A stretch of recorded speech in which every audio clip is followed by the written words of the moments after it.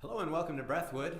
My name is David Yates, and today we're here to talk about flutes and more flutes and more flutes.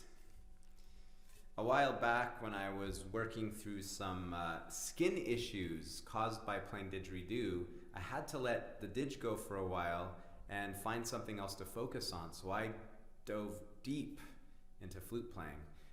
And I'd already been playing flutes for a while, but it just happened to be that I had started to work with a local flute maker to help spread the word about his incredible artistry.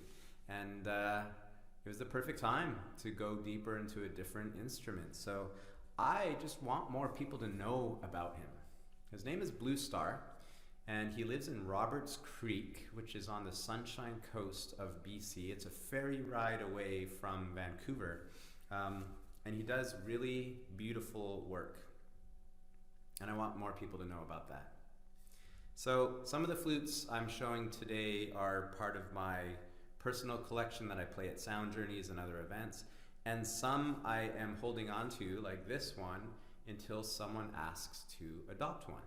So if you're interested in any of the flutes I'm showing today, either the one I'm showing is available, or you can ask through me or through Bluestar directly to have him make you one. So that link, the link to his website, will be in the description of this video.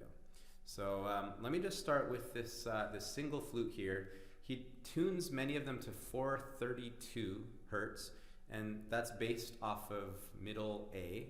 And when A is tuned to 432, it is said that instruments have a little bit more resonance because that tuning is a little bit more harmonious with the overall mathematical structure of the universe. Most common music, as we know it, is tuned a little bit differently. It's tuned to 440, so slightly higher. What that means is a 432 tuned flute won't play with most common instruments unless, like the guitar, you can retune them to be in 432. So that's something to keep in mind. This is a G.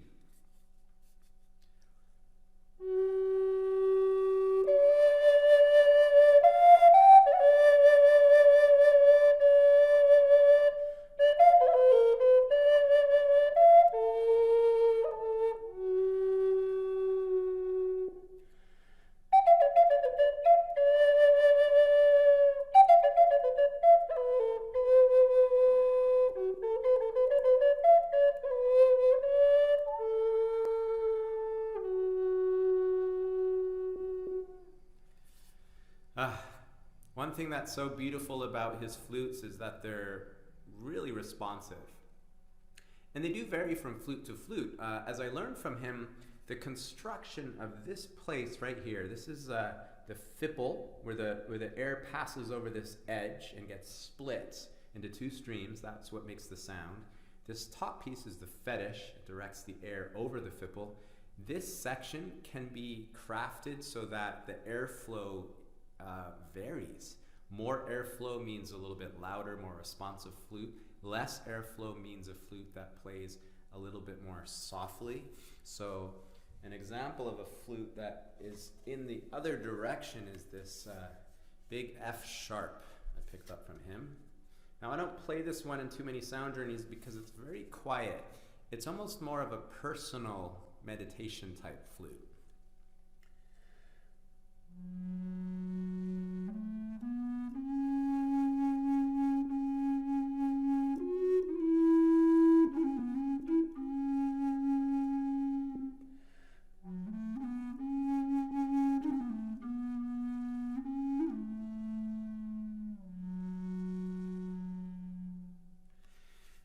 It's beautiful though.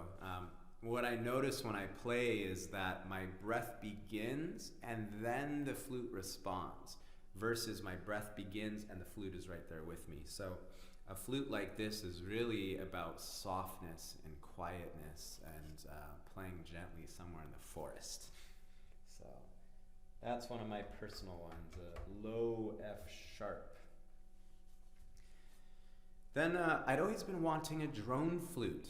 And a drone is basically, you know, a primary flute with a second chamber that plays a single note underneath the other notes. So this is his design for the drone flute. As you can see, you've got 2 air holes and 2 chambers. One has all of the holes for the notes, and the other is just a single note. So the single note,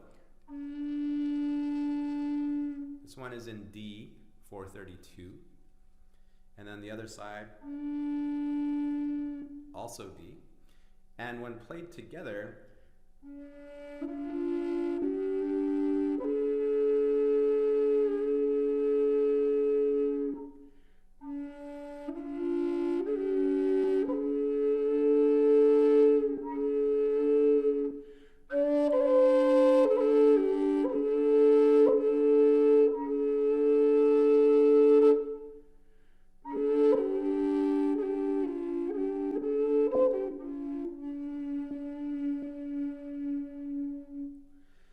you get this beautiful harmony.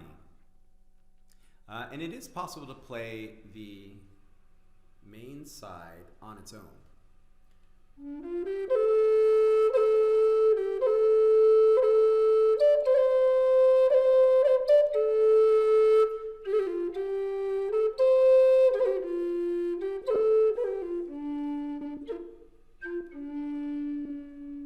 So when I'm playing this flute, I actually like to switch between playing with and without the drum.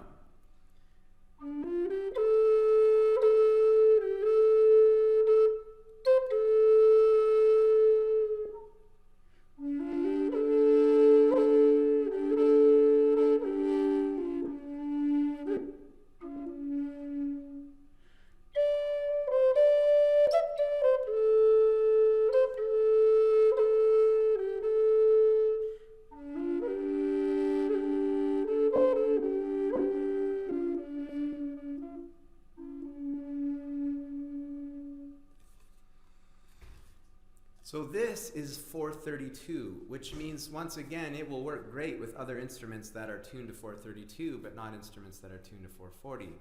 And in my musical collective Nod, the 2 fellows with hand pans have them tuned to 440, so D 440. So this D flute doesn't go with the hand pan. So I'm actually going to replace this one with a flute tuned to D 440.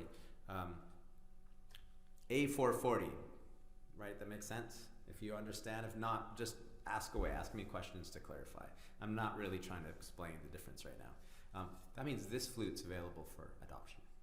And it's beautiful.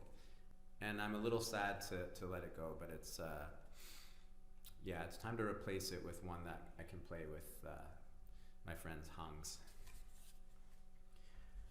Then we get into some really interesting variations. The scales I've been playing so far are really the standard scale you'll hear on most native flutes. And for example, this first one, it's G minor, and it's a pentatonic scale, which means you have the whole scale and you take out a few notes. And so the whole scale becomes a little bit easier to play. There are few opportunities to make so-called mistakes. That doesn't mean you're stuck in minor pentatonic. By changing the fingering, you can get other scales. So this one.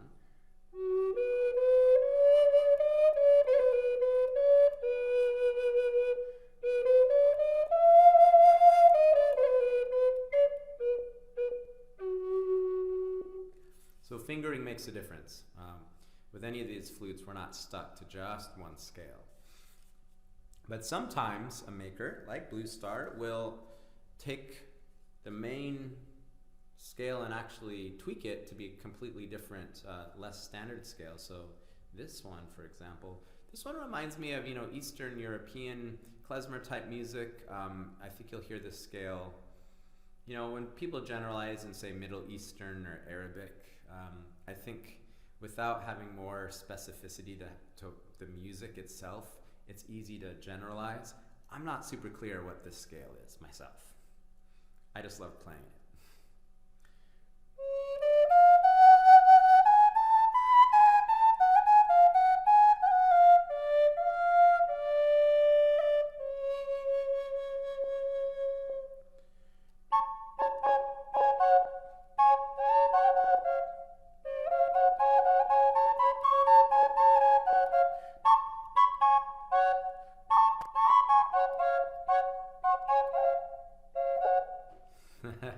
It's pretty fun. It's pretty fun to play. So this is another example of a drone flute. Again, with the ability to play one or both holes with or without the drone. And again, I often switch back and forth.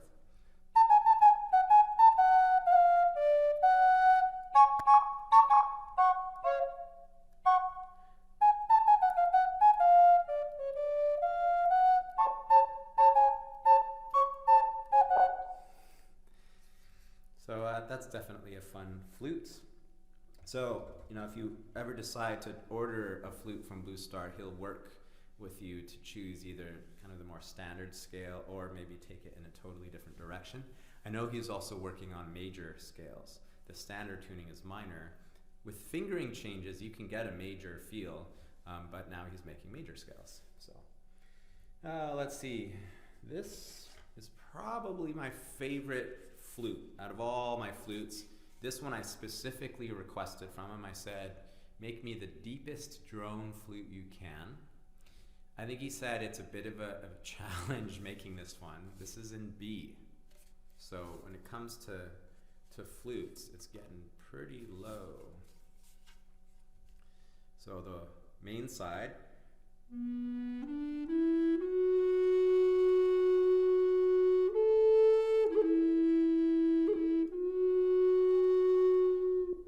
And with both sides.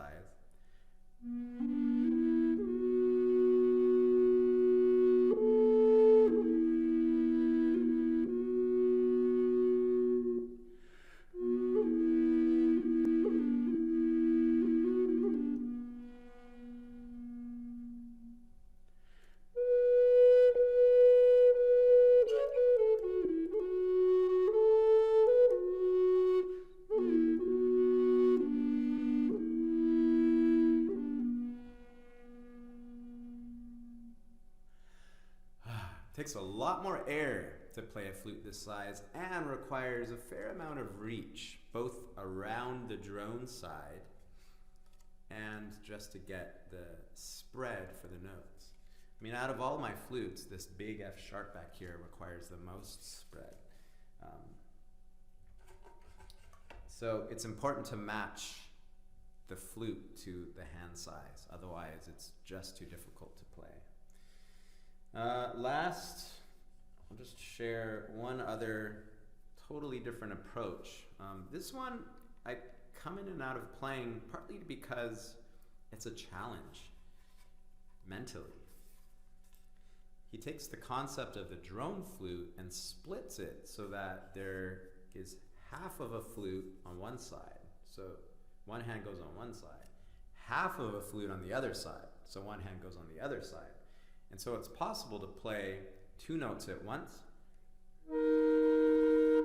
but to change either side simultaneously. So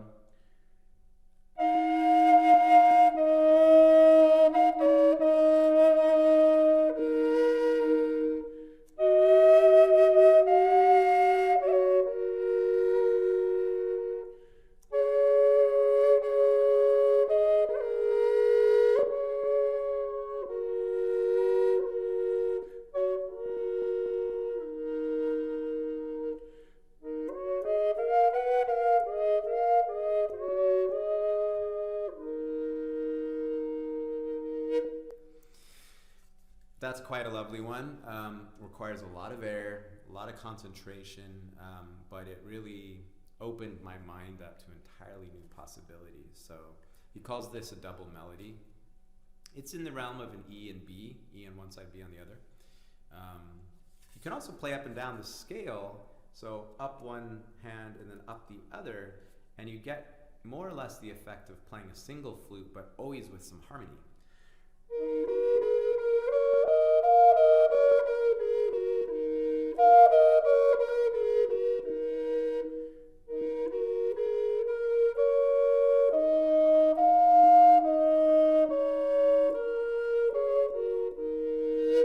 Lots of harmonic possibilities in that one.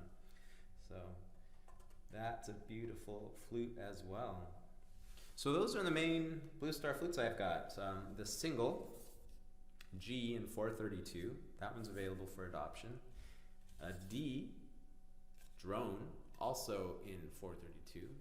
I'm considering putting this one up for adoption to make room for a D in 440. The double melody, smaller drone tuned, to a completely different scale.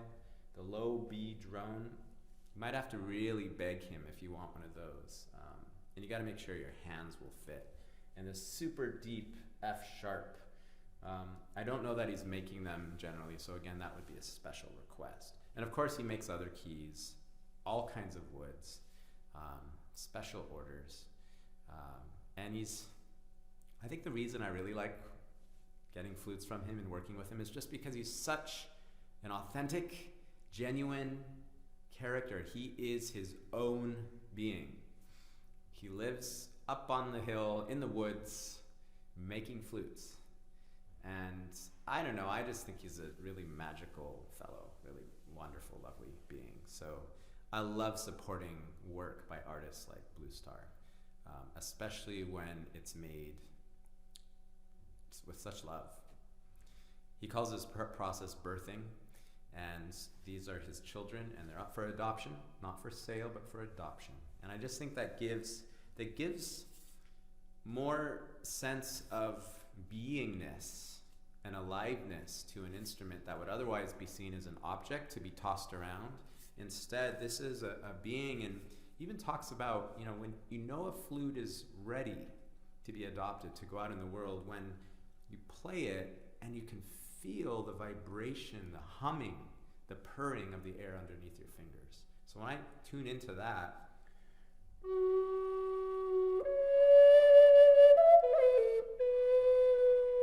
it's harder on the higher flutes. The lower ones hum a little bit more, but if you're really sensitive, you can feel some of the vibration in your fingertips. It's pretty cool. So there you go, Flutes, Native Flutes by Bluestar. Any questions or comments? Let me know. I would love to hear from you. And I'd love to help connect you with him if you're in the market for a flute of your own. Thank you so much for watching. Happy playing. More videos are coming soon. If you're at all curious about learning to play the native flute, then let me know as well. If enough people request it, I'll do a few more videos with a few tips and tricks and tutorials. And if you're looking for private lessons, that's also an option. And finally, if you love what I'm doing online with YouTube videos, with lessons, with demonstrating these flutes or the didge, let me know by joining me on Patreon and pledging monthly support for as little as $2 a month. That link is below. Thank you again, and I'll see you soon.